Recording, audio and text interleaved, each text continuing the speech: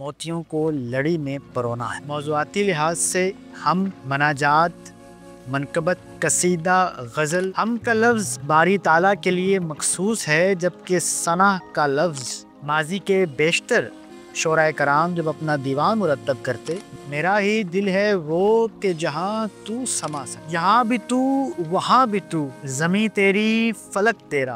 مناجات کے لغوی معنی باہم راز و نیاز کے ہیں۔ حمد اور مناجات میں معنوی طور پر یہ فرق ہے، لیکن مناجات میں بڑائی کے ساتھ ساتھ علامہ اقبال کے مناجات کے حوالے سے چند اشعار دیکھیے۔ اور بچے کی دعا تو سب کو یاد ہے، میرے اللہ برائی سے بچانا مجھ کو۔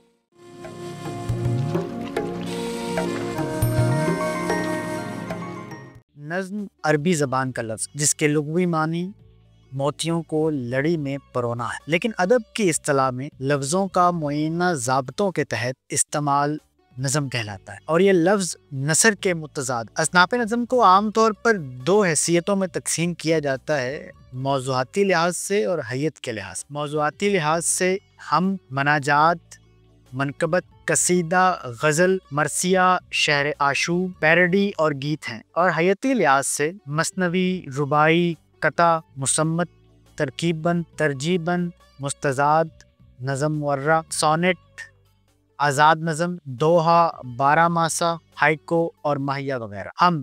حمد ایسی نظم کو کہتے ہیں جس میں خدائے بزرگ و برتر کی تعریف بیان کی جائے، اس کی شان اور اس کی عظمت کا بیان ہو۔ حمد کا لفظ باری تعالیٰ کے لیے مخصوص ہے، جبکہ ثنا کا لفظ عام ہے۔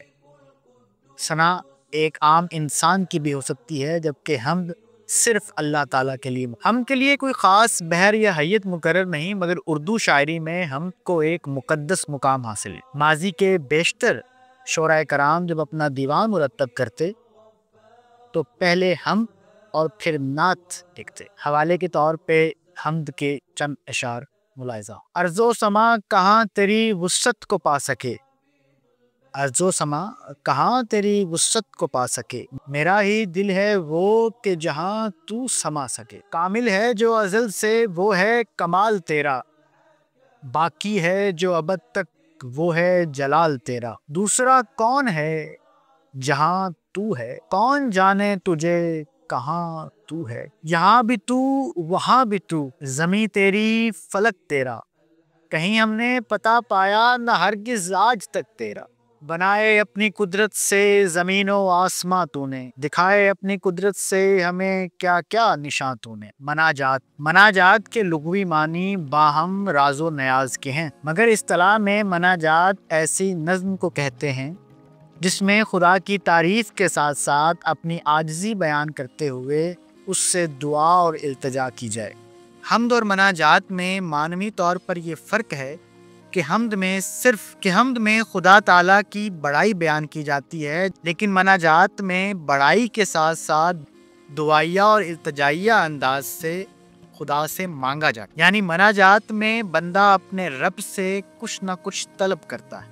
علامہ اقبال کے مناجات کے حوالے سے چند اشعار دیکھیے۔ یا رب دل مسلم کو وہ زندہ تمنا دے، جو قلب کو گرما دے، جو روح کو تڑپا دے۔ اور بچے کی دعا تو سب کو یاد ہے، لب پہ آتی ہے دعا بن کے تمنا میری، زندگی شمع کی صورت ہو خدایا، میرے اللہ برائی سے بچانا مجھ کو، نیک جو راہ ہو اس راہ پہ چلانا۔